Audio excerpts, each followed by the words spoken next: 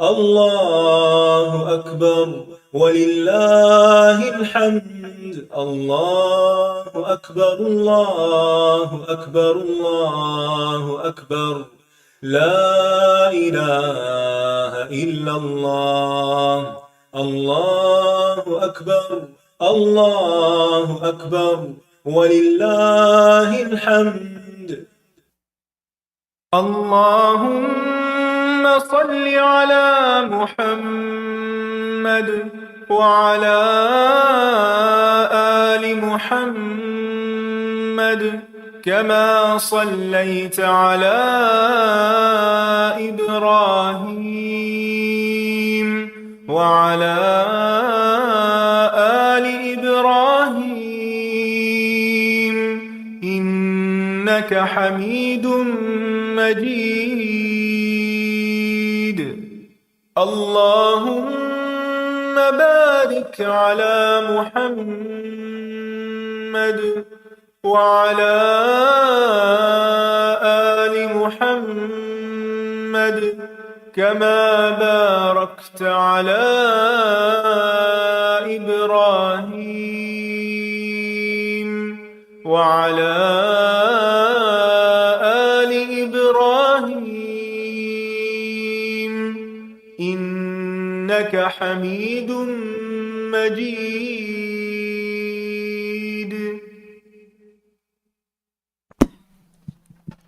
السلام علیکم ورحمۃ اللہ وبرکاتہ. کیا حال ہے سب؟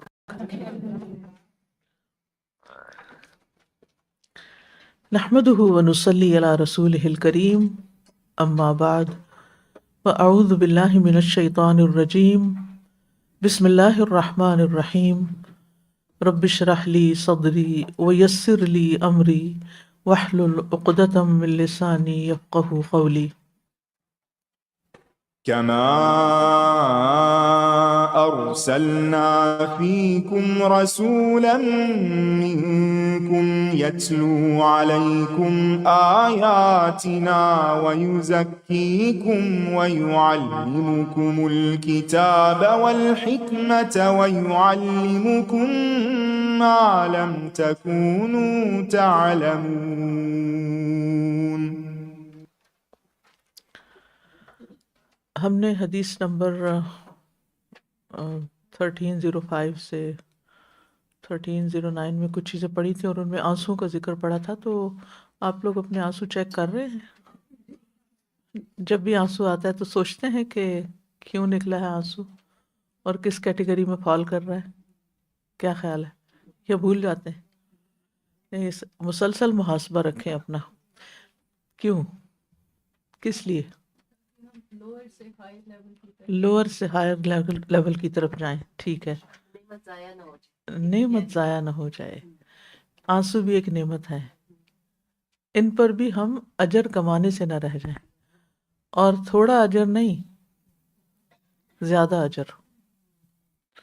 اگر تو صحیح جگہ پر آنسو آئے ہیں اور اعلیٰ درجے کے آئے ہیں تو اس پر تو شکر ادا کریں. اور اگر بیکار میں آ رہے ہیں تو روک لیں، اپنے آپ کو سمجھا لیں کہ مجھے نہیں رونا، مجھے اپنے آنسو ضائع نہیں کرنے. یہ قیمتی موتی ہیں. اگر آپ کو موتیوں کی ایک لڑی مل جائے تو آپ ادھر ادھر پھینک دیں گی؟ کیا کریں گی؟ لاکر میں رکھیں گے، پہنیں گے نہیں. بس ہم آج کل زیورات کے ساتھ یہی کر رہے ہیں. سب سے قیمتی چیز لاکر میں. کیا فائدہ؟ بس وہ بات ساری دل کی ہے نا، کہ وہ دل نہیں مانتا نا پھر اس کے ساتھ کچھ کرے. شامل ہو جائیں جو اشک کے سائے تلے ہوں گے انشاءاللہ انشاءاللہ.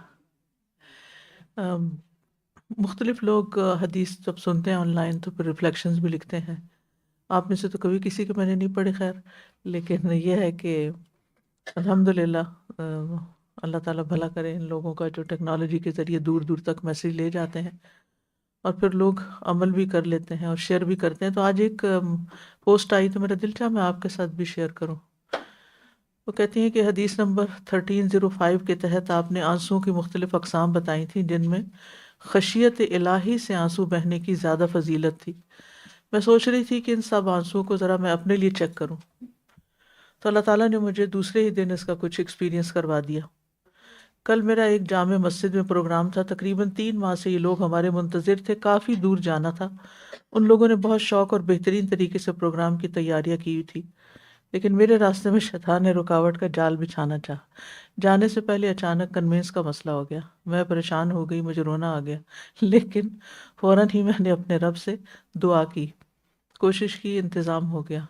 اپنے وقت سے کافی پہلے پہنچ گئی، راستے میں شکر ادا کرتی جا رہی تھی۔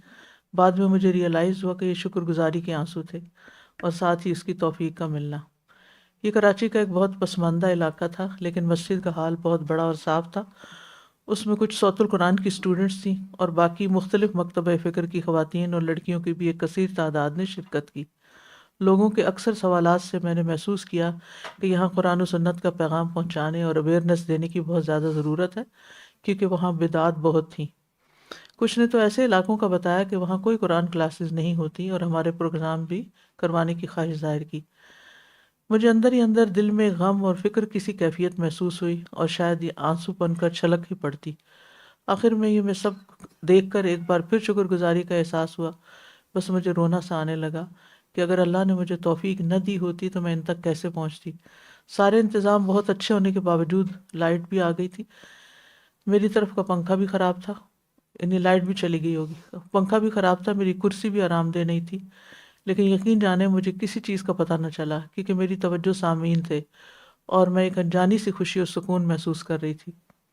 میری ایک ساتھی جو میری کزن بھی ہے، وہ میرے ساتھ اکثر میری مدد کے لیے جاتی ہے، اس کے پیر کی انگلیوں پر اچانک سے ڈیمو کرتے وقت لوہے کی ٹیبل آ کر گر گئی۔ اس کو شاید فریکچر ہی ہو جاتا، لیکن اللہ نے سب خیر کی۔ اس نے اس تکلیف کے وقت ایک آنسو بھی نہ بہایا، بہت صبر کیا۔ یہ ہے آنسو روکنا۔ پروگرام مکمل ہونے تک کھڑی رہی، اس نے کسی کو محسوس تک نہ ہونے دیا کہ وہ کتنی تکلیف میں تھی، لیکن مجھے یہ سارا سین بعد میں یاد آیا تو اس تکلیف پر مجھے رونا آ گیا۔ میں نے اس کو حدیث بتائی کہ اللہ کی راہ میں تکلیفوں پر صبر کرنے والے کو کتنا اجر ملتا ہے، اور وہ پھر سے بھی جانے کے لیے تیار ہے۔ الحمدللہ مجھے اپنی واپسی کی بالکل فکر نہیں تھی، جبکہ ہمارا آنے جانے اور پروگرام کا وقت ملا کر تقریباً 5 گھنٹے کا دورانیہ تھا۔ میرے ساتھ میری یہی ایک ساتھی تھی۔ مغرب کا وقت قریب تھا، نماز پڑھی، رینٹ کار بلائی، بخیر و عافیت گھر واپس آئی۔ بتانے کا مقصد یہی تھا کہ دین کے راستے میں آزمائش برحق ہے، لیکن ہمارا رب پر توکل مضبوط ہونا چاہیے، تکلیفات اور مشکلات سے گھبرانا نہیں چاہیے۔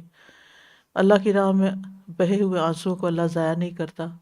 ہمیں دین کا پیغام پہنچانے کے لیے ان جگہوں کا مزید انتخاب کرنا ہے جہاں لوگوں کو بہت ضرورت ہے، اور حکمت کے ساتھ بتانا بھی ہے۔ اپنے کمفرٹ زون سے نکل کر ڈسکمفرٹ زون میں جا کر لوگوں کی زندگیوں کو محسوس کرنا ہے۔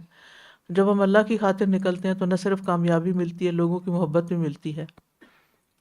پھر حدیث نمبر 1309 ٹیم ورک کی بہترین مثال لگی کہ جو لوگ پردے کے پیچھے رہ کر ہمارے دین کے کاموں میں مدد کرتے ہیں، اس میں ہمارے ساتھی، اساتذہ، ساتھی، اور جو ہمارے پروگرام کو اپنی استطاعت سے آرگنائز کرنے کے لیے بھاگ دوڑ کر رہے ہوتے ہیں۔ پھر ہمارے گھر والے، یہاں تک کہ ہمارے گھر میں کام کرنے والی میڈس جو پیچھے رہ کے کام کرتی ہیں، یہاں جن کے بارے میں بعض اوقات ہم سوچتے بھی نہیں۔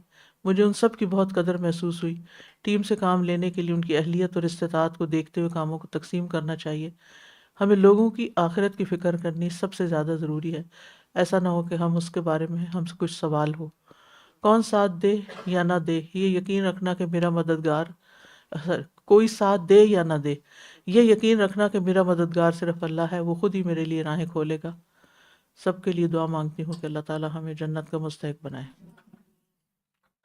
یہ لیاری کا علاقہ سنا ہوگا نا، یہ وہاں گئی تھی لیاری میں۔ لیاری میں لوگ جاتے ہوئے ڈرتے ہیں، تو جی بہت غنڈہ گردیاں وغیرہ ہوتی ہیں، جہالت بہت عام ہے نا، تو اس وجہ سے۔ لیکن الحمدللہ بتانے کا مقصد یہ شیئر کرنے کا، مجھے خوشی ہوئی الحمدللہ کہ اللہ کا شکر ہے کہ پھر انہوں نے بتایا کہ ٹیم کے کچھ لوگ ریلکٹنٹ تھے جانے کے لیے۔ میں نے کہا اس لیے کہ انہوں نے ریاض الصالحین نہیں سنی۔ پوچھ رہی تھی کیا کروں، میں نے کہا یہ سنوا دیں، کیونکہ جب تک ہم قرآن و سنت کا علم حاصل نہیں کرتے ہم اپنے کام کا حق ادا ہی نہیں کر سکتے۔ حق تو کیسے بھی نہیں ادا، کسی طرح بھی نہیں ادا ہوتا، لیکن یہ ہے کہ یہ ایک فیول کا کام دیتا ہے نا، گاڑی کو چلنے کے لیے فیول چاہیے ہوتا ہے، تو ہم سب کو بھی چلنے کے لیے علم کی روشنی اور علم کی قوت چاہیے ہوتی ہے۔ اور یہ سفر ایسا نہیں کہ صرف ایک دفعہ بس پڑھ لیا، ایگزام دے دیا، اسائنمنٹ کر لی اور بات ختم ہو گئی۔ اگر ہم نے اس کو عمل میں نہیں لائے، اور اسی لیے میرا سوال تھا کہ آپ اپنے آنسوؤں کو جائزہ لے رہے ہیں کہ نہیں لے رہے، کہ پڑھنے کے ساتھ ساتھ مسلسل محاسبہ بھی ہوتا رہے اپنا۔ سب سے پہلے تو اپنے آپ پر ہی ہر چیز اپلائی کی جائے، پھر اس کے بعد دوسروں کے لیے انشاءاللہ۔ چلیے ٹھیک ہے، انشاءاللہ ہم شروع کرتے ہیں حدیث۔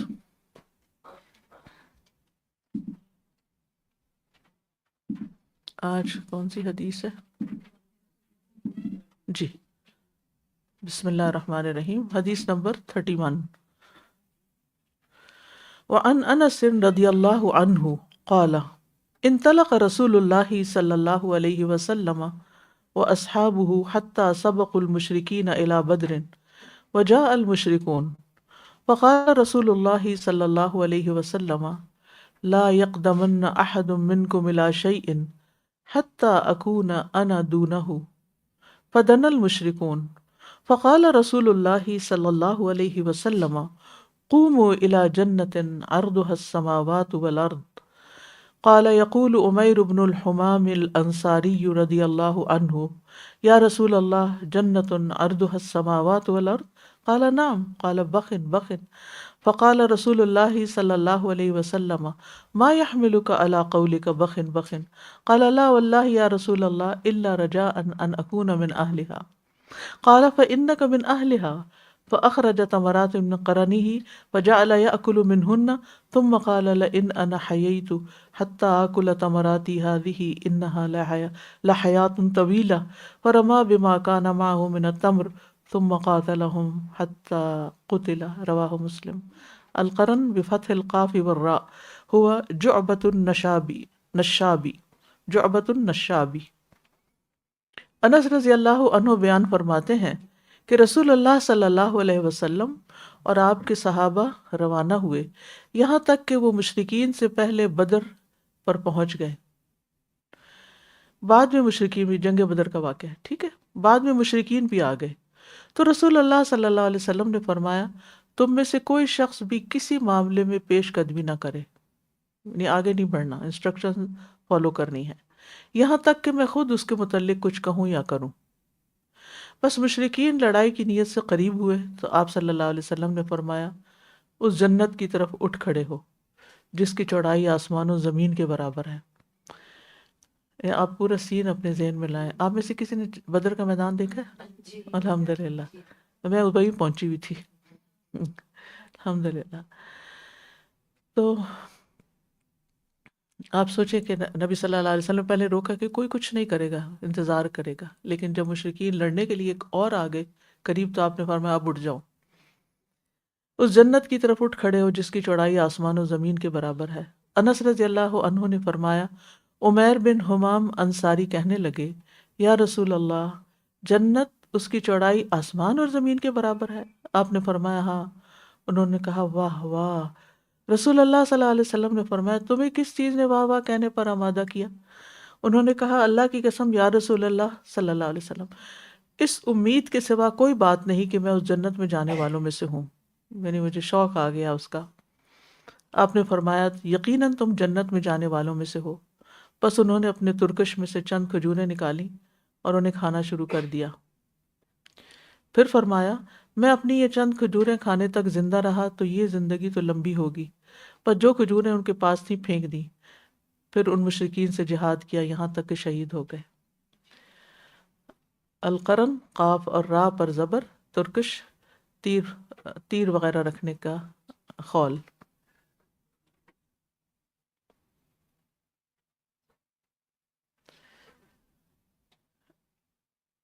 کتنی ساری باتیں ہیں نا اس میں ایک تو یہ کہ سب سے پہلی بات یہ ہے کہ نبی صلی اللہ علیہ وسلم صحابہ نکلے تھے کہ شاید ہم وہ ابو سفیان کا قافلہ جو ہے وہ اس کو لوٹ لیں گے، کچھ مال ہاتھ آ جائے گا، ہمارے حالات اچھے ہو جائیں گے اور وغیرہ وغیرہ۔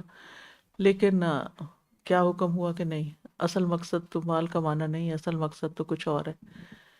لہٰذا بدر کی طرف بڑھے، مشرکین کے آنے کا انتظار کیا، یہ نہیں کہ خود پیچھے گئے، دفاعی پوزیشن میں آئے، اور پھر جب وہ اور قریب آئے اور پتہ چلا کہ نہیں اب تو یہ اٹیک کرنے والے ہیں تو پھر تیاری کی۔ اچھا، تیاری میں آپ دیکھیے کہ آپ نے ان کو دنیا کی کسی چیز کا لالچ نہیں دیا کہ اگر تم جیت گئے تو تمہیں اتنی عزت ملے گی اور تمہیں اتنا مال ملے گا اور فلاں، تو خوب بہادری دکھاؤ تاکہ تمہیں بہت کچھ مل جائے، نہیں، کچھ بھی نہیں، بات کی جنت کی۔ اور آپ دیکھیے کہ تعلیم کے ذریعے موٹیویٹ کیا، غیب کی خبر دی، جنت کی خبر غیب کی خبر ہے نا، کسی نے دیکھی تو نہیں جنت، اور یہی ایمان بالغیب ہوتا ہے کہ صحابہ پھر اس کو یقین کر لیتے ہیں، اور اتنا پکا یقین کہ پھر آگے بڑھتے ہیں۔ اور اس میں آپ دیکھیے کہ مشرکین سر پہ کھڑے ہیں اور کتنے ریلیکس ماحول میں باتیں ہو رہی ہیں۔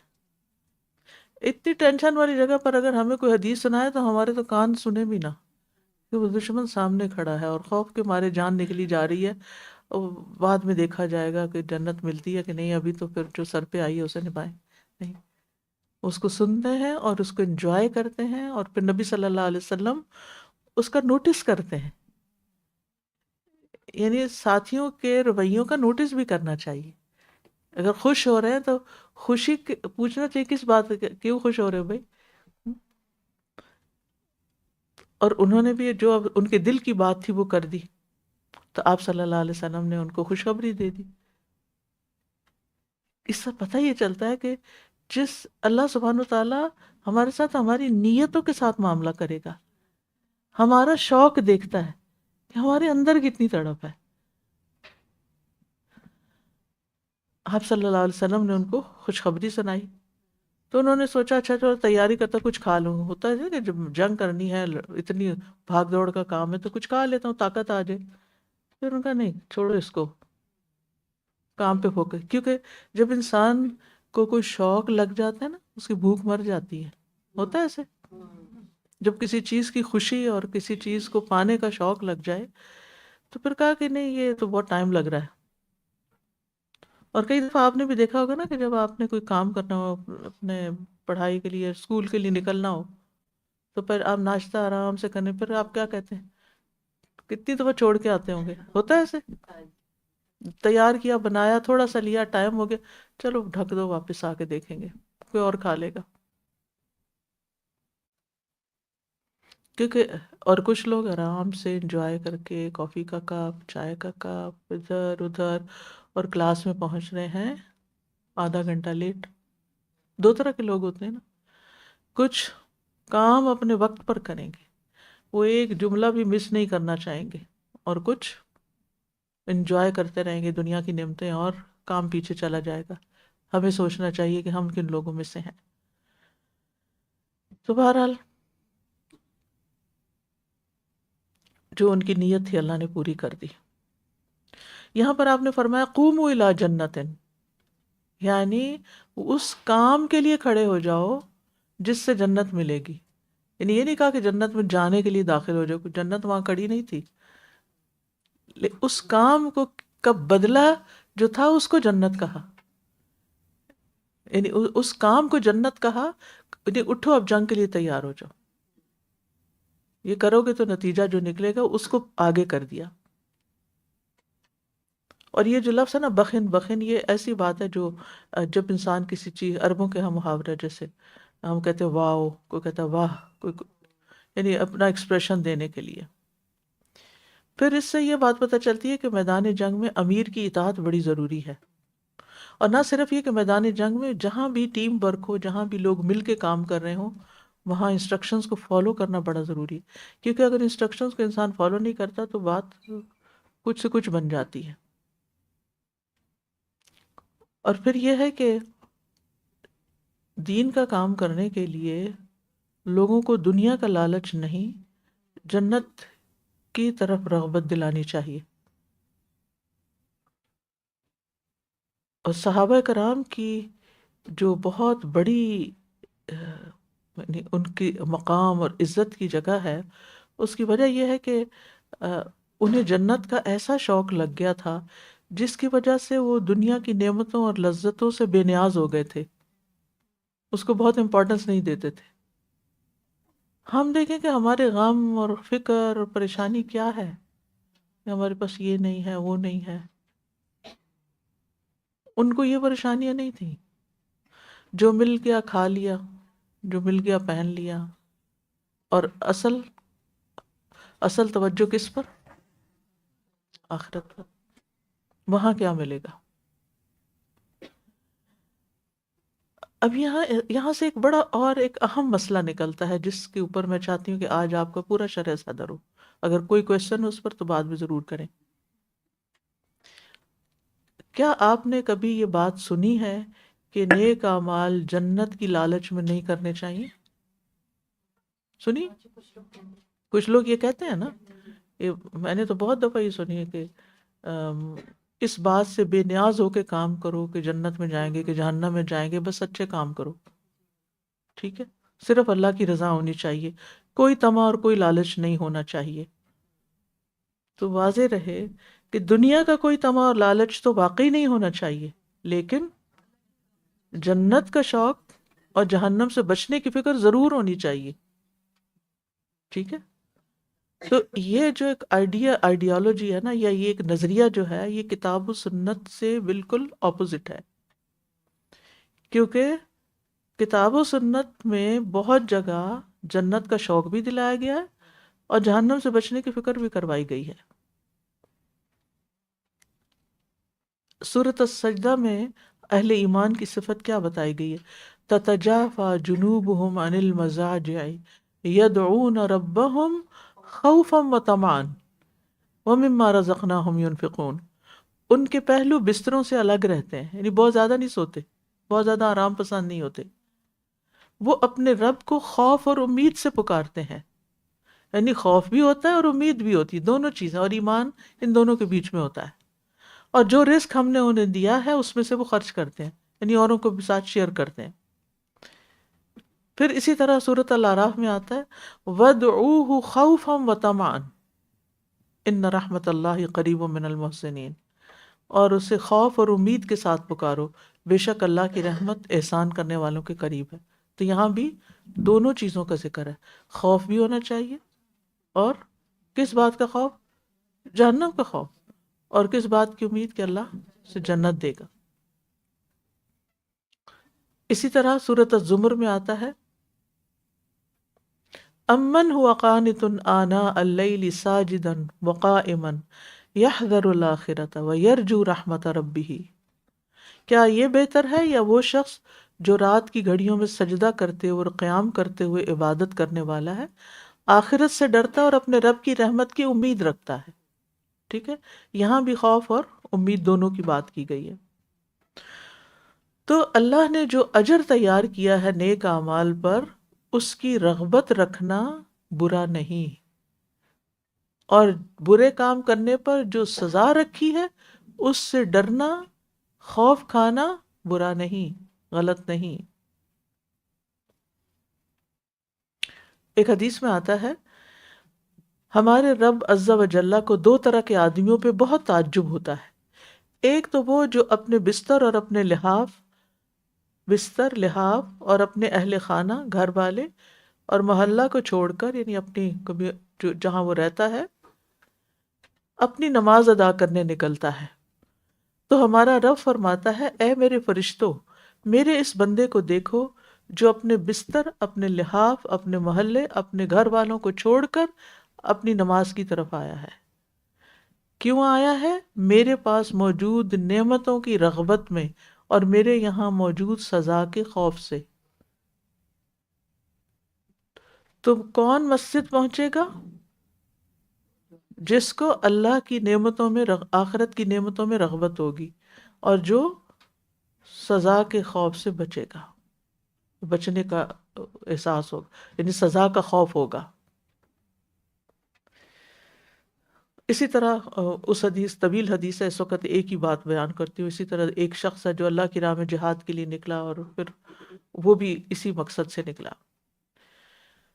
تو یاد رکھیے، جنت کے شوق میں عمل کرنا اور جہنم کے خوف سے عمل کرنا یہ بالکل درست ہے. ٹھیک ہے. ہاں، دنیا ملنے کی نیت سے کوئی بھی نیک عمل کرنا درست نہیں. دنیا ملنے کی نیت سے کہ میں یہ کروں اور اس کے نتیجے میں مجھے دنیا کی فلاں چیز مل جائے، یہ ٹھیک نہیں ہے. دونوں میں فرق کرنا چاہیے. آخرت کی نعمتوں کا حصول پسندیدہ ہے، دنیا کے فائدوں اور دنیا کے مطلب کے لیے دین کو استعمال کرنا درست نہیں.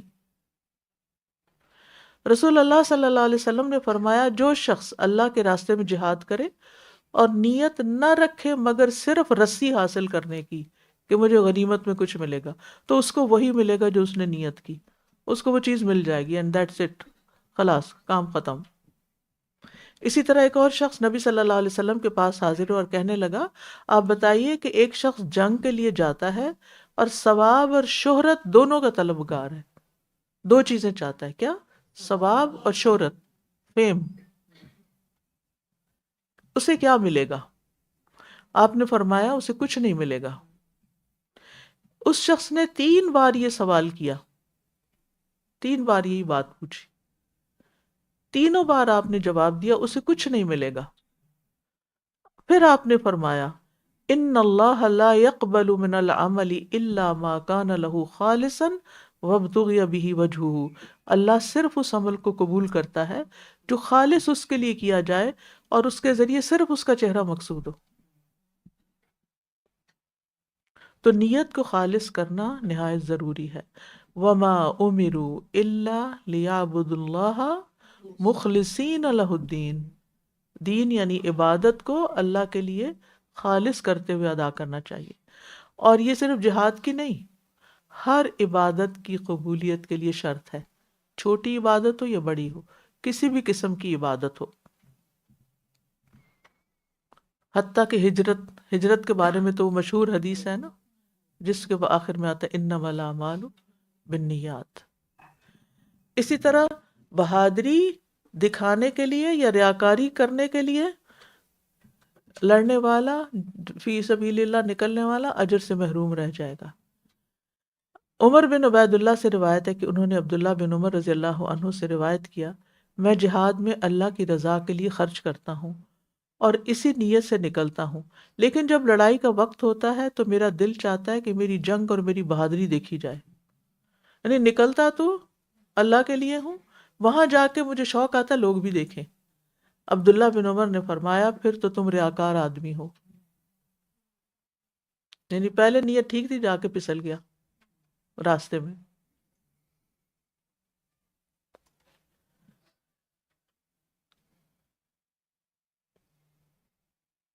اسی طرح لوگوں نے عبداللہ بن مسعود رضی اللہ عنہ کے سامنے کچھ ایسے افراد کا تذکرہ کیا جو اللہ کے راستے میں مارے گئے تھے.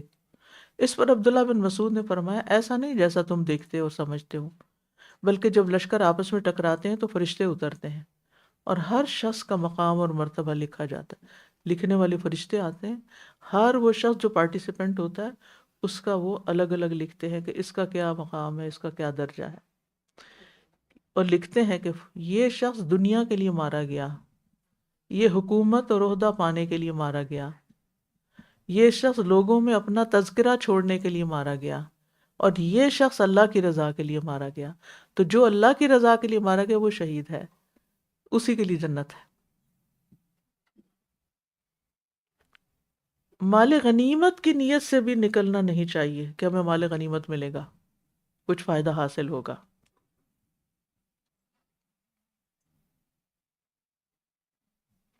اس میں لمبی حدیث ہے، وہ میں نے پہلے بھی ایک دفعہ آپ کو سنائی تھی، جس میں ایک شخص کو نبی صلی اللہ علیہ وسلم نے غزوہ خیبر کے موقع پر کچھ دیا تو کہا میں تو اس لیے نہیں آیا تھا، اس کو غنیمت میں سے کچھ دیا، میں تو چاہتا تھا میرا اس جگہ پہ تیر مارا جائے اور پھر میں اللہ کے راستے میں مر جاؤں اور میں جنت میں چلا جاؤں. آپ نے فرمایا اگر تم سچ کہتے ہو نا اللہ تمہاری آرزو پوری کر دے گا. اور پھر یہی ہوا کہ جب اس کو دیکھا گیا، ڈھونڈا گیا تو اس کے ساتھ یہی ہو چکا. آپ صلی اللہ علیہ وسلم فرما رہے تھے، یا اللہ یہ تیرا بندہ ہے، تیرے راستے میں ہجرت کر کے نکلا، شہید ہو گیا اور میں اس پہ گواہ ہوں. یرحمک اللہ. ابو عبیدہ کہتے ہیں میرے والد عبداللہ بن مسعود انہوں نے فرمایا تم لوگ یہ گواہیاں دینے سے پرہیز کرو کہ فلاں شہید اور فلاں شہید ہم، مت کہو کسی کو، یعنی ہر ایک کو شہید کا لقب مت دیا کرو، کیونکہ بعض لوگ قومی غیرت میں لڑتے ہیں، بعض لوگ بہادری کی وجہ سے لڑتے ہیں، بہادری دکھانے کے لیے۔ یہ سارے لوگ جب مارے جاتے ہیں تو ان میں سے کوئی بھی شہید نہیں ہوتا، یعنی اگر نیت درست نہیں تو۔ اب اوور آل اللہ کے راستے میں نکلتے ہوئے عمومی طور پر نیتیں کیا ہوتی ہیں اور کیا ہونی چاہیے، اس پہ میں تھوڑی سی بات کروں گی۔ یہ تو پیورلی جو باتیں میں نے آپ سے کی یہ میدان جنگ سے متعلق ہیں، لیکن پیچھے میں بہت وضاحت سے بتا چکی ہوں، ہر وہ کام جس میں اللہ کے دین کو بلند کیا جاتا ہے، پروموٹ کیا جاتا ہے، اس کی خدمت کی جاتی ہے، اس کو طاقت دی جاتی ہے، یعنی دین کی خدمت کے کسی بھی کام کے لیے جب انسان نکلتا ہے تو وہ فی سبیل اللہ ہی ہوتا ہے۔ جب آپ نکلتے ہیں گھر سے تو یہاں کسی ذاتی مقصد کے لیے نہیں آتے۔ کیوں آتے ہیں؟ دین سیکھنے کے لیے۔ کیوں سیکھ رہے ہیں؟ تاکہ خود بھی عمل کریں اور دوسروں کو بھی سکھا سکیں، ٹھیک ہے نا؟ تو یہ نیت بہت واضح ہماری ہونی چاہیے یہاں آنے کی۔ اچھا، تو بعض لوگ جب اللہ کے راستے میں نکلتے ہیں تو وہ یہ سوچتے ہیں کہ چونکہ اللہ نے ہمیں پیدا کیا ہے اور ہمیں اپنی عبادت کے لیے پیدا کیا ہے تو ہمیں اس کا حق ادا کرنا چاہیے۔ ان کے ذہن میں نہ ثواب ہوتا ہے نہ عذاب ہوتا ہے، کچھ بھی نہیں ہوتا، بس وہ اللہ کا بندہ ہونے کا حق ادا کرنا چاہتے ہیں۔ یہ اعلیٰ ترین نیت ہے،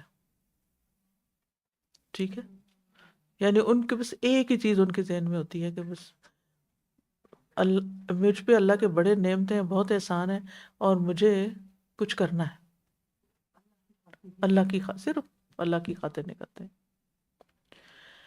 بعض لوگ دین کو عزت دینے کے لیے نکلتے ہیں کہ دین کا نام بلند کریں، دین کو، یہ بھی بہت اچھی نیت ہے،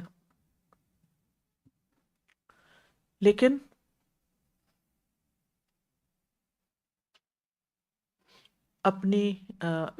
اپنے عمل کو انسان درست رکھے، ٹھیک ہے نا؟ بعض اوقات نیت تو ہماری بڑی اچھی ہوتی ہے لیکن جا کے جو ہم کام کرتے ہیں نا وہ صحیح طریقہ نہیں ہوتا۔ تو نیت بھی صحیح ہونی چاہیے، طریقہ بھی صحیح ہونا چاہیے۔ کوئی مثال؟ مثلا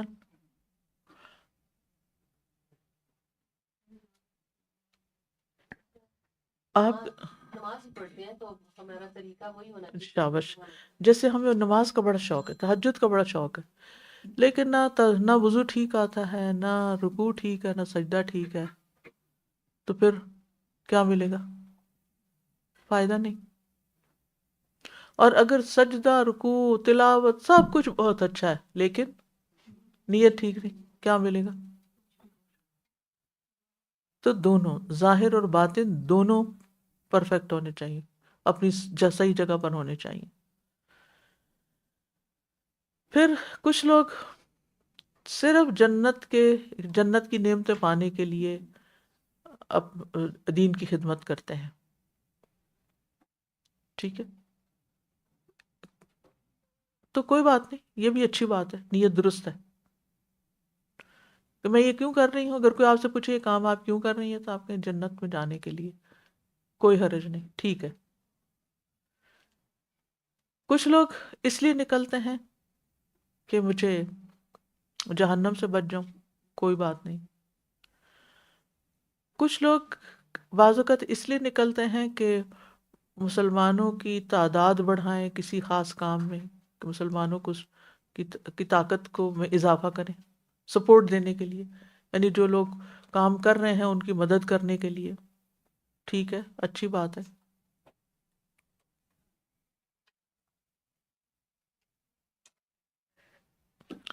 لیکن کچھ لوگ اس لیے نکلتے ہیں کہ اللہ کی رضا حاصل ہو لیکن غنیمت بھی حاصل ہو، کچھ دنیا کا فائدہ بھی ملے، اور اگر صرف ایک ایک یعنی صرف ان کو ملنا کچھ نہیں، مثلا دنیا کو کوئی فائدہ نہیں مل رہا تو وہ نہیں نکلیں گے، ٹھیک ہے؟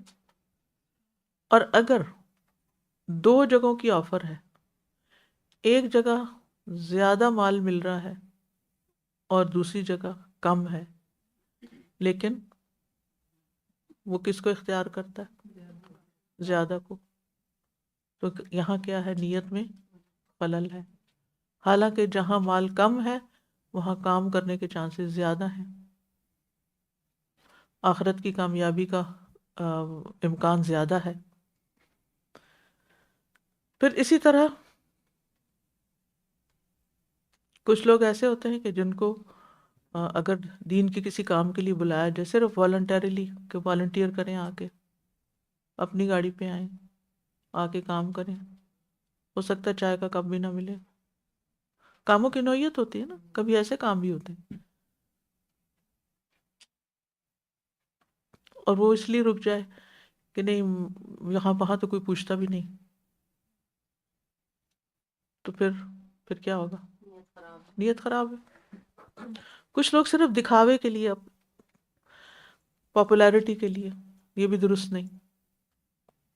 کچھ لوگ اجر کی توقع بھی رکھتے ہیں اور اس کے ساتھ ان کی یہ بھی چاہتے ہیں کہ ان کی ریکگنیشن ہو، بہادری اور شجاعت کا تذکرہ کیا جائے اور ان کی صلاحیتوں کو بہت اکنالج کیا جائے، اور اگر نہیں کریں گے تو پھر چھوڑ دیں گے. تو پھر کیا نیت ہے؟ اگر کوئی اس لیے آئے کہ میں گھر میں بور ہو رہا ہوتا ہوں، چلو کہیں جا کے کچھ وقت گزار آتے ہیں، یہ کیسی نیت ہے؟ ضائع ہو جائے، ضائع ہو یہ بھی نیت درست نہیں ہے یار، نیت درست نہیں. کچھ لوگ زندگی سے تنگ آئے ہوئے ہوتے ہیں، خودکشی کا سوچتے رہتے ہیں، تو پھر وہ کسی جنگ میں حصہ لے لیتے ہیں جا کے کہ کوئی مار دے تو شہید ہو جائیں گے. کیا خیال ہے؟ نیت درست نہیں کہ صرف دنیا سے تنگ آئے ہوئے ہیں تو ختم کریں اپنے آپ کو، چاہے ہم خود کریں یا کوئی ہمیں کر دے. آپ دیکھیں کہ جیسے یہ خودکش حملے وغیرہ ہوتے ہیں نا، تو بعض اوقات ایسے لوگوں کو منتخب کیا جاتا ہے جو اپنی زندگی کو ویسے ہی ختم کرنا چاہتے ہیں، تو کہتے ہیں ہم نے تو ویسے ہی مرنا ہے، تو چلو 10 اور کو مار دیں جا کے. تو وہ فی سبیل اللہ، ویسے بھی وہ طریقہ فی سبیل اللہ نہیں ہے، لیکن ایک مثال دے رہی ہوں. انڈائریکٹ خودکشی، بالکل. اچھا، اسی طرح ایک شخص اخلاص کے ساتھ نکلا، آگے جا کے نیت خراب ہو گئی، اب کتنا ملے گا اس کو؟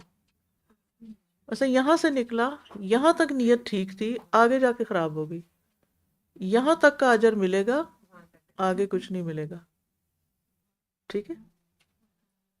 اور اگر وہ اس کی نیت میں یہ بھی پیچھے سے بھی کام خراب تھا تو پھر کچھ بھی. لیکن اگر ایک شخص اخلاص کے ساتھ سارا کچھ اس نے کر لیا، یہاں سے یہاں تک اخلاص رہا، کام پورا کمپلیٹ کیا، اس کے بعد وہ اپنی بہادری کے تذکرے کرنے لگا، اپنے کمالات بیان کرنے لگا. یعنی جب کام کر رہا تھا اس وقت اس نے پرفیکٹ کیا، لیکن بعد میں اس کو بہت زیادہ مینشن کیا. امام غزالی کہتے ہیں کہ یہ چیز بھی خطرناک ہے، اور بعض روایات سے معلوم ہوتا ہے کہ یہ حالت اس کے عمل کو ضائع کرنے والی ہے. عبداللہ بن مسعود رضی اللہ عنہ نے ایک شخص کے بارے میں سنا کہ وہ کہتا ہے میں نے رات کو سورۃ البقرہ پڑھی تھی، فرمایا بس اسے یہی کچھ مل گیا کہ لوگوں کو پتہ چل گیا، یعنی رات کو سورت پڑھی، صبح آ کے لوگوں کو بتاتا میں نے رات سورت پڑھی تھی. کیوں بتا رہا ہے؟ اپریسیشن کے لیے، کہ لوگ تعریف کریں کہ اتنا اچھا ہے کہ ایک رات میں سورۃ البقرہ پڑھ لی. اسی طرح ایک شخص نے کہا میں نے زندگی بھر روزہ رکھا ہے، آپ نے فرمایا تو نے نہ روزہ رکھا نہ افطار کیا، یعنی تجھے اس کا کچھ اجر نہیں ملے گا، یہ تم مینشن کرے وہ ساری زندگی روزے رکھے. ٹھیک ہے، تو اپنی نیکیوں کا تذکرہ بھی مناسب نہیں، الا یہ کہ کسی کو موٹیویشن دینی ہو، مثلا آپ نے اپنے بچوں کو موٹیویشن دینی ہو تو آپ انہیں کہہ سکتے ہیں کہ میں جب 4 سال کی تھی میں نے قرآن شروع کر لیا تھا، بیٹے تم بھی اب 4 سال کے ہو گئے ہو، شروع کر لو. تو وہ کہیں گے اچھا ہماری ماں نے کیا ہم بھی کر لیں. اس میں کوئی اپنی وہ تعریف کا مقصد نہ ہو، کیونکہ انسان جیسے ہم صحابہ کے حالات اور واقعات پڑھتے ہیں تو اس سے ہمیں کس قدر موٹیویشن ملتی ہے نا. اور ویسے بھی ہمیں کہا گیا صراط الذین انعمت علیہم، جن پر تو نے انعام کیا ان کا رستہ ہمیں دکھا دے. ٹھیک ہے، تو بہرحال یہ بڑا پھسلنے والا میدان ہے نیکی کے کام، اور خصوصاً اگر پبلک میں آپ کر رہے ہیں یا ایسے لوگوں میں کر رہے ہیں جہاں سے آپ کو ہر کوئی تعریف کر رہا ہوتا ہے تو اپنے آپ کو سنبھالنا ایک مشکل کام ہوتا ہے. جب بھی کوئی تعریف کرے نا تو اپنی کوئی غلطی یاد کرنی شروع کر دیا کرے. ٹھیک ہے، اور استغفار کیا کریں اور کہا کریں یا اللہ ان کو اگر میرے ایپ پتہ چل جائے تو یہ سب بھاگ دیں، ساری تعریفیں ختم کر دیں. یعنی یہ اپنے سیلف ٹاک اندر شروع کر دیا کریں تاکہ کیے ہوئے محنت ضائع نہ جائے. ٹھیک ہے، چلیے اگلی حدیث. ہاں جی جی Saz, I have a question. یہ جو آپ نے سب سے لاسٹ والا کہا ہے this is very dangerous actually, but my question is کہ like let's say I am coming here and I am doing my Quran and everything and then I am a bit on social media too, then I post things where I come here where I do just for the motivation like motivation, that's my نیا. But اگر اس کو دیکھ کے other people think کہ I am very pies, I am very this and that, وہ ان کا مسئلہ ہے، وہ آپ کا مسئلہ نہیں ہے. اور پھر وہ آ کے مجھے ایز کہیں بھی لانگ ایز آپ کی نیت درست ہے کہ آپ دین کو پروموٹ کرنا چاہتی ہیں، کوئی چیز سیکھی اور آپ اب جیسے انہوں نے پوسٹ لکھی تو ان کا تو کوئی نیت نہیں ہوگی نا کہ میں اس پوسٹ کو پڑھوں. اچھا میں نے پڑھا، آپ کے دل میں ان کے لیے اچھے جذبات آئے، ٹھیک ہے، تو اب ان کا اجر کم ہو جائے گا؟ نہیں. اور اگر وہ شیئر نہیں کرتی تو ہماری لیے موٹیویشن تو نہیں ہوتی. Because sometimes shaitan comes and tell you کہ oh people think you are this and that, so stop posting it, stop sharing it. نہیں یہ ایک اور مسئلہ ہے، ایک اور آفت ہے. یہ شیطان کا ایک وسوسہ ہوتا ہے جس سے وہ ہمیں خیر کے کام سے روکتا ہے. ٹھیک ہے، ایک پتہ نہیں کہاں سنا تھا کہ جیسے ابھی آپ نے بولا نا کہ ہمیں ہر چیز اللہ کے لیے کرنی چاہیے، تب وہ اس کیٹیگری میں فال کرے گا کہ آپ کو اس کا اللہ کی جنت، رضا کے لیے. اللہ کی رضا کے لیے تو آپ کو جنت ملے گی انشاءاللہ. تو کسی سے سنا یا کہ سنا تو عمل جو بھی ہے. نہیں، عمل جنت نہیں لے جائے گا. Is it correct saying? Okay بتاتی ہوں. یہ ایک حدیث میں بھی آتا ہے کہ یعنی جنت اتنی قیمتی، مفہوم یہ ہے کہ جنت اتنی قیمتی چیز ہے کہ ہمارے عمل اس کے لیے کافی نہیں ہے. ٹھیک ہے، وہ ایک الگ بات ہے. اچھا یہ جملہ ہم بولتے تو بہت ہے اللہ کی رضا کے لیے، اس کا مطلب کیا ہے؟ مطلب کیا ہے اس کا؟ ذرا سوچیں کہ اللہ خوش ہو. اچھا یہ جب ہم لوگوں کی تعریفیں چاہتے ہیں اور چاہتے ہیں کہ فلانا خوش ہو جائے ہم سے، تو اس کو ڈائیورٹ کر دیں اللہ خوش ہو جائے، وہ تو مقصد پورا ہو گیا نا. یعنی ہمارے اندر ایک ویکنیس ہے نا، ہمیں کوئی اکنالج کرے، ہے نا. ہم سب انسان کمزور ہیں، ہم چاہتے ہیں ہم نے کچھ کیا کوئی دیکھ. چھوٹا سا بچہ جو ہوتا ہے وہ بھی کچھ کر کے تو ماں کی طرف دیکھتا ہے کہ وہ تعریف کرے، یہ ان بلٹ ہے. تو انسان اٹس ویری نیچرل. یہ تو ہوگا، یہ کیوں رکھا گیا ہے کہ امتحان ہے نا اس دنیا میں ہمارا. اگر یہ ہو ہی نہ تو پھر تو ہم پتہ نہیں کچھ کریں بھی نہ. تو اب اس کو اعلیٰ درجے میں بدلنا ہے، کنورٹ کرنا ہے. جو ہی خیال آئے کہ لوگ اکنالج کریں، فوراً خیال آئے میرا اللہ راضی ہو جائے، میرا اللہ مجھ سے خوش ہو جائے، اللہ تعالیٰ خوش ہو جائے اس سے. آپ خود سوچئے کہ کتنی اعلیٰ سوچ ہو جائے گی. پتہ نہیں میں سمجھا پائی کہ نہیں. جو ہی سوچ آئے کہ امی خوش ہو جائے، ابا خوش ہو جائے. مجھے بچپن میں بہت زیادہ ہوتا تھا کہ میں کوئی کام کروں میرے والدین خوش ہو جائیں، بہت زیادہ مجھے ان کو خوش کرنے کا شوق ہوتا تھا. اب پھر تھوڑے جب آگے بڑھے پڑھا تو میں نے کہا ہے یہ ہوش میں آئی، میں نے کہا یہ کیوں سوچ ہے وہ خوش ہو جائیں.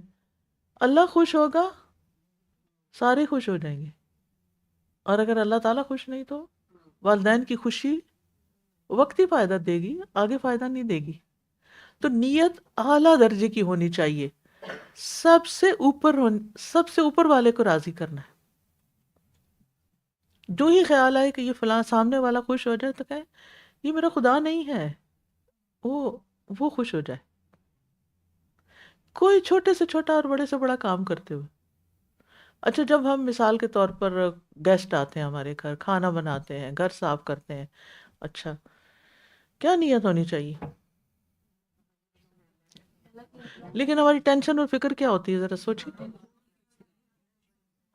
یہ اتنا بڑا فتنہ ہے نا، اتنا تھکتے ہیں کہ یعنی ایک رات پہلے نیند آرام، خواب میں بھی وہی ٹینشن، وہ کام نہیں ہوا، فلاں چیز نہیں آئی، یہ نہیں ہوگی، یعنی جان مارتے ہیں نا. اور پھر جب لوگ آ جاتے پھر صرف یہ دیکھتے رہتے ہیں یہ خوش ہیں کہ نہیں، آپ خوش ہیں، آپ خوش ہیں، آپ خوش ہیں. یہ طریقہ سیکھ لیجئے اپنے اندر ہی اپنے آپ کو چینج کرنا ہے. جو ہی یہ خیال آئے گا ضرور، شیطان یہی خیال ڈال کے، وہ شیطان کے جو چالیں ہیں نا ان میں سے ایک چال اس کی یہ بھی ہے کہ وہ پہلے نیکی کے کام کو ہمارے لیے فیسیلیٹیٹ کرتا ہے کہ یہ خوب تھک جائے اس میں، اور جب تھک جائے تو پھر کوئی ایسی بات کرے کہ جس سے یہ سارا کچھ پانی میں چلا جائے، ضائع ہو جائے، ختم ہو جائے. اب آپ نے ہوشیار رہنا، ابتدا میں نیت اچھی کر لی، بیچ میں خیال، جس وقت خیال آئے فوراً اپنے آپ کو کہیں نہیں جھٹکے اس کو، میں اللہ کے لیے کر رہی ہوں. ایک تھوڑی دیر کے لیے بھی سوچئے کہ جب اللہ آپ سے خوش ہو جائے گا پھر کس چیز کی کمی رہے گی، کون سی چیز نہیں ملے گی آپ کو. دنیا کہیں بھاگی جا رہی ہے آپ سے، وہ آپ کے پیچھے آئے گی، صرف اللہ کو راضی کر لیں. اور اگر ہم لوگوں کو راضی کرنے کے پیچھے بھاگے رہتے ہیں نا، لوگ کبھی بھی راضی نہیں ہوتے. یعنی آپ نے ایک پورا ہفتہ لگایا کسی کو راضی کرنے پہ، اور ویکینڈ پہ کیا ہوا؟ 1 منٹ لگے گا، سب پانی، سب غارت. اور اگر کسی کی کوئی خدمت کر رہے ہیں، کسی کے ساتھ کوئی، ایون گھر والوں کی، بچوں کی، ہسبینڈ کی، تو اگر آپ بار بار اپنا جائزہ لیتے رہیں کہ تو اللہ کے لیے مجھے تعریف نہیں چاہیے، تو آپ دیکھیں نہ آپ تھکیں گے نہ کچھ. ہمیں تعریف کی پلس کا محتاج نہیں ہونا چاہیے کام کرنے کے لیے کہ کچھ اپریسیشن ملے تو ہم چلیں، نہیں ملے تو ہم موڈ آف کر لیں. نہیں، ہر حال میں مسکراتے رہیں.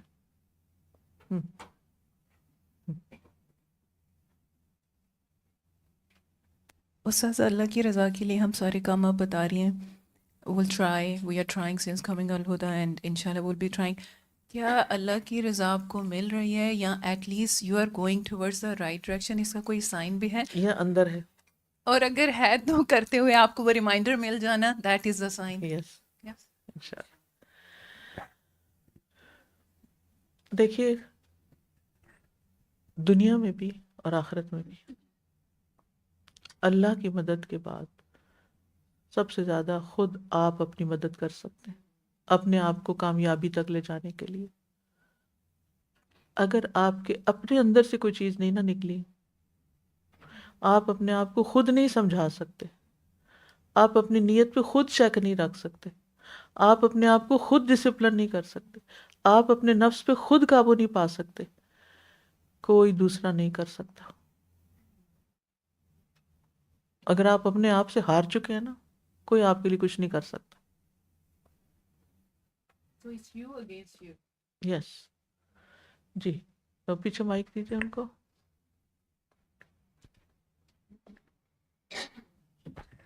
استاد جی، ہماری اخلاص نیت کی ایک اور بہت اچھی سائن یہ بھی ہوتی ہے کہ اگر کوئی ہمیں اپریشیٹ نہ بھی کر رہا ہو نا، بلکہ الٹا کرٹیسائز کر رہا ہو، تو پھر ہم اس کے نیگیٹو یا پازیٹیو کرٹیسزم دونوں کو پھر ہم اسی نظر سے دیکھتے ہیں. اگر وہ پازیٹیولی ہمیں کرٹیسائز کر رہا ہے تو ہم اسے خوش اسلوبی سے لیتے ہیں اور اپنی اصلاح کا ذریعہ سمجھتے ہیں اسے. لیکن اگر کوئی ہمیں نیگیٹیولی کرٹیسائز کر رہا ہو تو ہم اس کو مائنڈ نہیں کرتے پھر.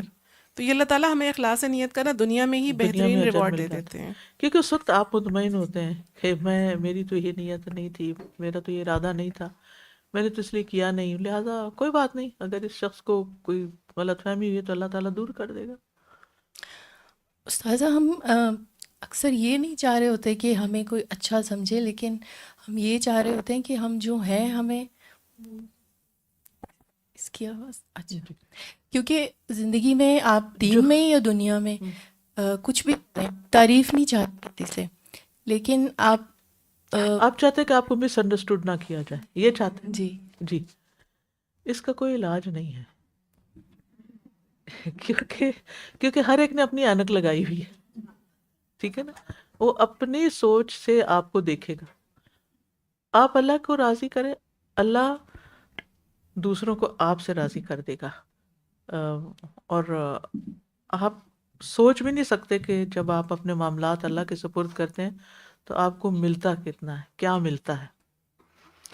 جب آپ اپنے معاملات، اپنا آپ اللہ کے حوالے کر دیتے، من سلم امرہ للہ، جس نے اپنا معاملہ اللہ کے سپرد کر دیا، اغناہ بغیر سبب، وہ اس کو بغیر اسباب کے غنی کر دے گا.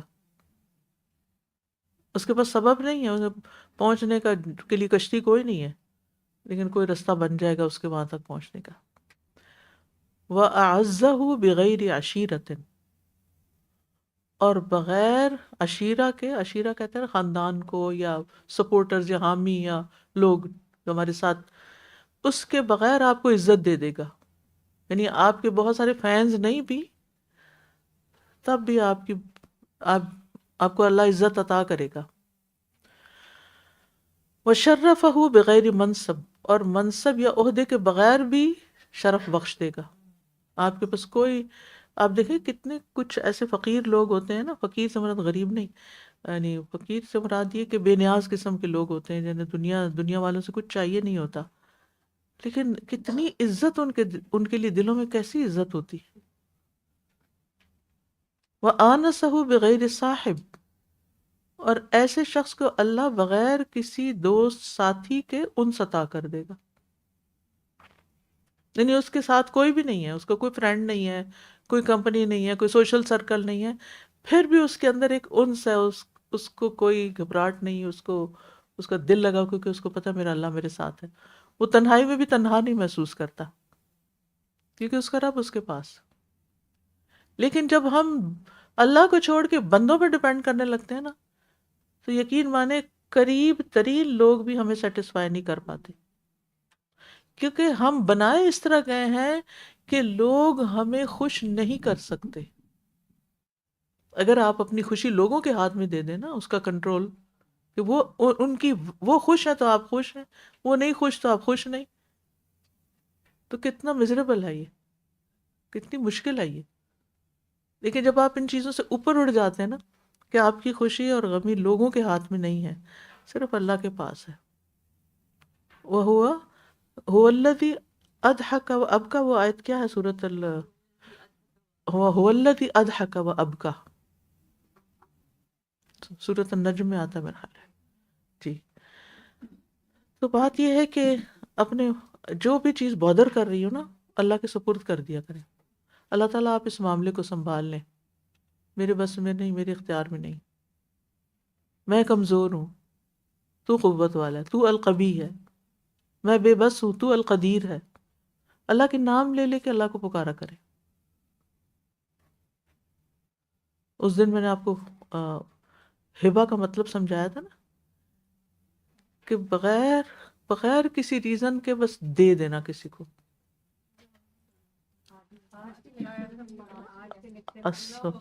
سبحان اللہ، ہبہ جی ہاں. تو بہرحال ہم ذرا ایک حدیث پڑھ لیں برکت کے لیے. وَأَنْهُ قَالَ جَاءَ نَاسٌ إِلَى النَّبِيِّ صلی اللہ علیہ وسلم أَنِ ابْعَثْ مَعَنَا رِجَالًا يُعَلِّمُونَ الْقُرْآنَ وَالسُّنَّةَ فَبَعَثَ إِلَيْهِمْ 70 رَجُلًا مِنَ الْأَنصَارِ يُقَالُ لَهُمُ الْقُرَّاءُ فِيهِمْ خَالِي حَرَامٌ يَقْرَؤُونَ الْقُرْآنَ وَيَتَدَارَسُونَهُ بِاللَّيْلِ يَتَعَلَّمُونَ وَكَانُوا بِالنَّهَارِ يَجِيئُونَ بِالْمَاءِ فَيَضَعُونَهُ فِي الْمَسْجِدِ وَيَحْتَطِبُونَ فَيَبِيعُونَهُ وَيَشْتَرُونَ بِهِ الطَّعَامَ لِأَهْلِ الصُّفَّةِ وَلِلْفُقَرَاءِ فَبَعَثَهُمُ النَّبِيُّ صلی اللہ علیہ وسلم فَعَرَضُوا لَهُمْ فَقَتَلُوهُمْ قَبْلَ أَن يَبْلُغُوا الْمَكَانَ فَقَالُوا اللَّهُمَّ بَلِّغْ عَنَّا نَبِيَّنَا انا قد لقیناک فرضینا عنک وردیت عنا واتى رجل حراما خال انس من خلفه فطعنه برمح حتى انفذه فقال حرام فزت ورب الكعبة. فقال رسول الله صلى الله عليه وسلم ان اخوانكم قد قتلوا وانهم قالوا اللهم بلغ عنا نبينا انا قد لقیناک فرضینا عنک وردیت عنا. متفق علیہ وهذا لفظ مسلم. سابق راوی سے روایت ہے کہ کچھ لوگ نبی صلی اللہ علیہ وسلم کی خدمت میں حاضر ہوئے اور عرض کیا کہ ہمارے ساتھ کچھ ایسے لوگ بھیجیں جو ہمیں قرآن و سنت کی تعلیم دیں. کچھ لوگ آئے اور کہنے لگے ہمارے ساتھ کچھ لوگ بھیجیں جو ہمیں کچھ سکھائیں. وَلَوْلَا نَفَرَ مِن كُلِّ فِرْقَةٍ. بس آپ نے انصار میں سے 70 آدمی ان کی طرف بھیج دیے، 70 پیپل، جن کو قراء کہا جاتا تھا، قاری حضرات. ان میں میرے ماموں حرام بھی تھے، ان کا نام حرام ہے، ام حرام جو ہے نا، اسی سے. یہ سب حضرات قرآن پڑھتے تھے، رات کو قرآن کریم پڑھنے پڑھانے میں گزارتے اور اسے سیکھتے. دن کو یہ لوگ پانی لاتے، اسے مسجد میں رکھتے، لکڑیاں اکٹھی کر کے لاتے اور انہیں فروخت کرتے. کیسے کیسے تعلیم علم حاصل کیا، راتوں میں محنت کی اور دن میں کام کیے. اور اس سے اہل صفہ اور فقراء کے لیے سامان خوراک خریدتے. اللہ اکبر. تو ان کو نبی صلی اللہ علیہ وسلم نے بھیج دیا کہ چلیں یہ لوگ چلے جائیں اور ان لوگوں کو جا کے سکھائیں.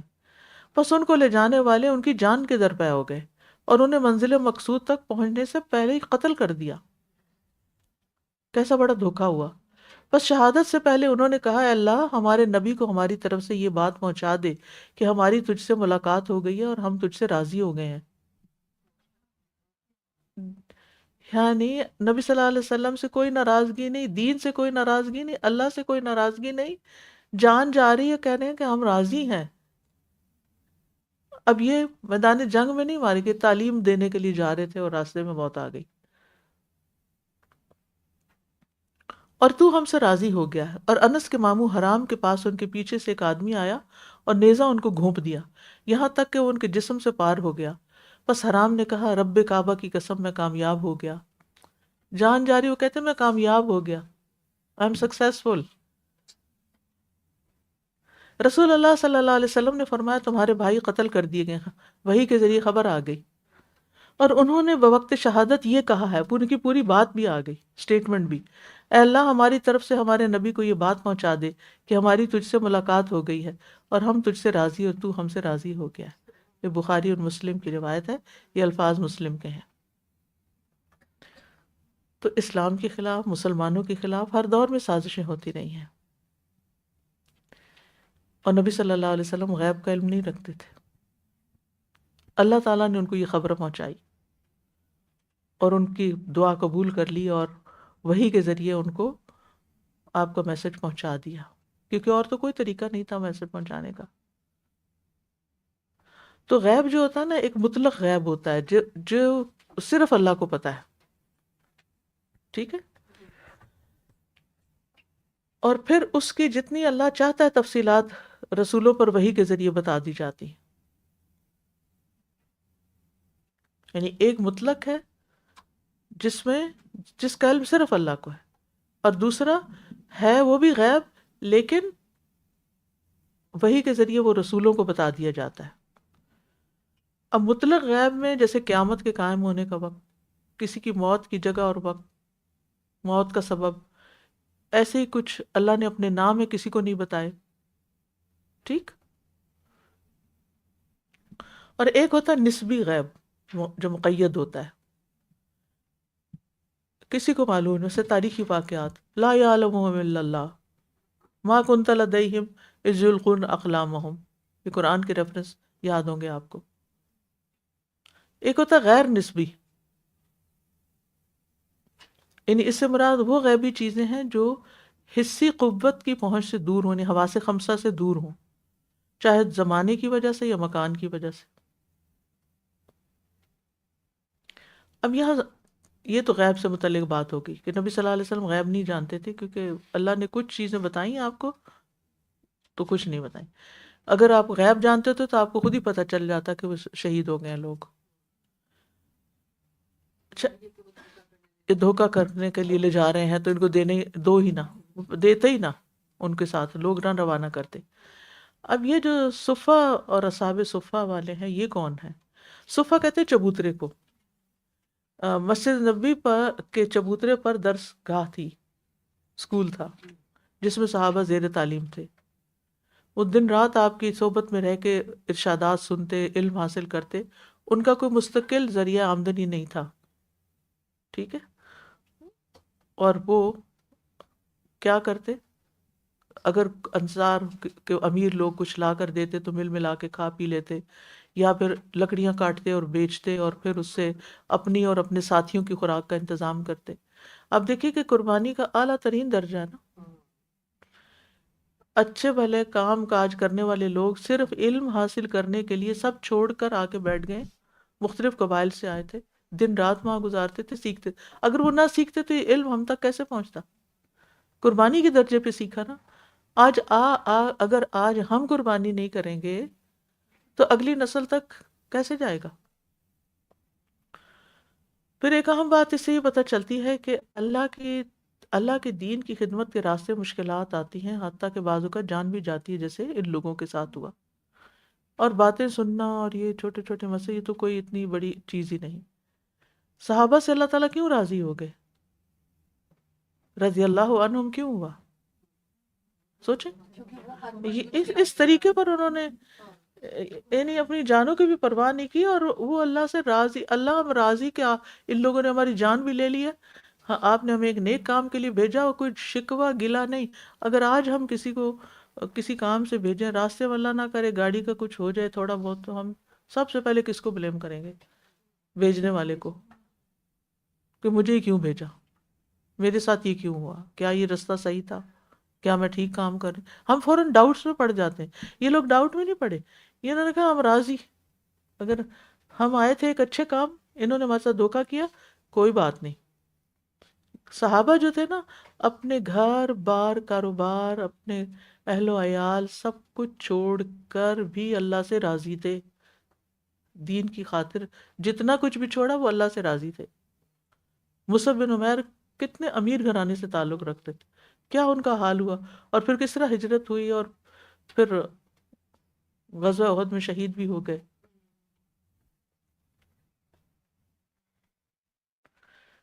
پھر آپ دیکھیے کہ صحابہ مال لٹا کے بھی اللہ سے راضی.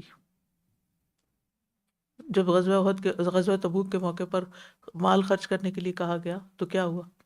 حضرت ابوبکر نے سارا دے دیا، اور راضی، پھر بھی راضی. اچھا ہم کوئی کچھ دے دیں نا اللہ کے راستے تو پھر اس کے بعد اپنے دل کو دیکھا کریں، راضی ہوں، یہ کر کے میں راضی ہوں. ہم تو اپنے یعنی ہم میں سے جو شخص بھی جہاں جس قسم کی بھی دین کی خدمت کر رہا ہے، وہ سوچے کہ وہ اس پر شکر گزار ہے اور راضی ہے کہ جو میں کر رہا ہوں بہت اچھا کر رہا ہوں. کیونکہ آپ دیکھیے کہ اگر آپ کو اپنے اوپر ہی کوئی کانفیڈنس نہیں ہے نا، اور آپ اپنے آپ سے ہی راضی نہیں ہے کہ جو میں کر رہی ہوں پتہ نہیں ٹھیک ہے کہ نہیں ہے، شکوک و شبہات میں مبتلا ہے، تو پھر کچھ نہیں کر سکے گی، چاہے یہ دین کا کام ہو چاہے کوئی اور دنیا کا کام. ٹھیک ہے. تو یہ وہ لوگ ہیں جو اپنی جان لٹا کے، تکلیفیں اٹھا کے، گھر بار چھوڑ کے، ہجرت کر کے اللہ سے راضی ہو گئے. تو پھر اللہ تعالیٰ کیوں نہ ان سے راضی ہوتا؟ ایسے ہی اللہ کی رضا نہیں ملتی. میں نے بات کی تھی نا ابھی پہلے، کیا کہا تھا، کیا مطلب ہے اللہ کے راضی ہونے کا؟ اللہ خوش ہو جائے. جب خوشی خوشی قربانیاں دیں گے، خوشی خوشی قربانیاں کریں گے تو اللہ راضی ہو جائے گا. اور چھوٹی چھوٹی باتوں پہ نہ گھبرانا ہے، نہ شکوے کرنے ہیں، نہ ناراض ہو کے بیٹھ جانا ہے. دیکھیے وہ کوئلوں پہ لیٹ کے بھی راضی تھے نا، گھر بار چھوڑ کے بھی راضی تھے. حضرت بلال کے ساتھ کیا ہوتا تھا مکہ میں، کیا انہوں نے کوئی شکایت کی؟ راضی تھے. اپنا سارا حضرت مسلمان مصعب نہیں، وہ کون سے صحابی تھے جنہوں نے مکہ میں سب کچھ ان کا رہ گیا تھا اور انہوں نے کہا جاؤ یہ لے لو اور مجھے جانے دو اللہ کے راستے میں. صحابی کا نام یاد نہیں رہا. تو بہرحال ہاں صہیب رومی تھے، صہیب رومی جی. تو بہرحال اللہ کی رضا جب ملتی ہے، جب ہم اللہ سے راضی ہوتے ہیں، جس حال میں ہمیں وہ رکھے، جو تقدیر میں ہمارے وہ فیصلہ کرے، دین کی خاطر کوئی ہم سے کام لے لے، قربانی کر لے، کروا لے، جان لے لے، کچھ بھی، راضی راضی۔ اچھا، اس راضی ہونے کا بس دل میں کیسی خوشی اور سکون رہتا ہے، پھر خوشی رہتی ہے نا، پھر کوئی مشکل نہیں لگتی۔ کوئی کانٹا بھی چپ جائے تو انسان کیا کہتا ہے، اللہ کے راستے میں لگا، کوئی بات نہیں، پھر کیا ہوا۔ تو اللہ کی رضا حاصل کرنے کے لیے کچھ قربان کرنا پڑتا ہے، اپنے نفس کو، اپنے منفی خیالات کو، اپنے مال کو، جان کو، اولاد کو، ہر چیز کو اللہ میں راضی۔ اور میں نے آپ سے پہلے بھی کہا تھا، چلتے پھرتے کہا کریں اللہ میں راضی، تکلیف میں بھی کہا کریں اللہ میں راضی، کچھ نعمت ملے تو کہا اللہ میں راضی، تو انشاءاللہ اللہ کی رضا ملے گی۔ وآخر دعوانا ان الحمدللہ رب العالمین، سبحانک اللہم و بحمدک، اشہد ان لا الہ الا انت، استغفرک و اتوب الیک۔ السلام علیکم و رحمۃ اللہ وبرکاتہ۔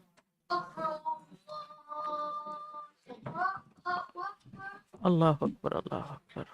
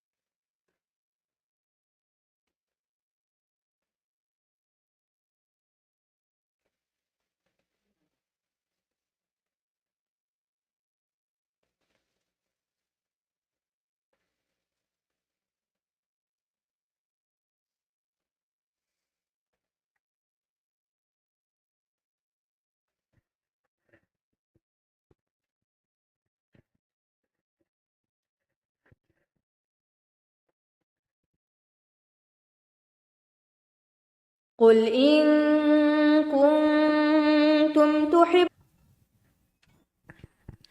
السلام علیکم ورحمۃ اللہ وبرکاتہ۔ قل إن كنتم تحبون الله فاتبعوني يحببكم الله ويغفر لكم ذنوبكم والله غفور رحيم۔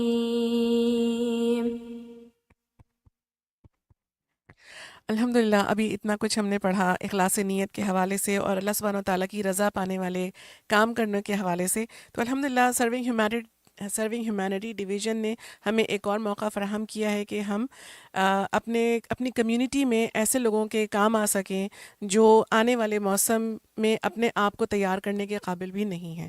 تو اللہ سبحانہ و تعالیٰ ہمیں یہ موقع عطا فرما رہا ہے کہ ہم اس کام میں آگے آئیں اور ایسے لوگوں کی مدد کرنے کا ذریعہ بن جائیں جو انشاءاللہ اپنے لیے ہماری اس چھوٹی سی امداد کے ذریعے سے ونٹر کے کوٹس اور سویٹرز وغیرہ اور جو نیسیسٹیز ہوتی ہیں اس کو پرچیز کر سکیں۔ تو سرونگ ہیومینٹی ڈویژن کا جو ہمارے ویب سائٹ کے اوپر پورٹل ہے اس کے اوپر آپ جائیے، وہاں پہ لنک موجود ہے، اور زیادہ سے زیادہ ڈونیشنز وہاں پر دیں تاکہ مانیٹری ڈونیشنز اس میں لیے جا رہے ہیں۔ ان پرسن آپ اس وقت کوئی جیکٹ یا کوئی ایسی چیز ابھی اگر آپ لانا بھی چاہتے ہیں تو اس کے لیے پہلے سے آپ پتہ کر لیجئے کہ کون سی چیزیں اس وقت ایکسیپٹ کی جائیں گی، لیکن زیادہ پریفرڈ مانیٹری ڈونیشنز ہی ہیں، تو وہ وہاں پہ لنک موجود ہے، تو وہاں پہ آپ اسے سبمٹ کر سکتے ہیں انشاءاللہ۔ اور اگر آپ کی کوئی کویسچنز ہیں اس حوالے سے تو ان کا ای میل ایڈریس ایڈریس بھی وہاں پہ موجود ہے جہاں پہ آپ پوچھ سکتے ہیں. جزاکم اللہ خیرا کثیرا. السلام علیکم ورحمۃ اللہ وبرکاتہ.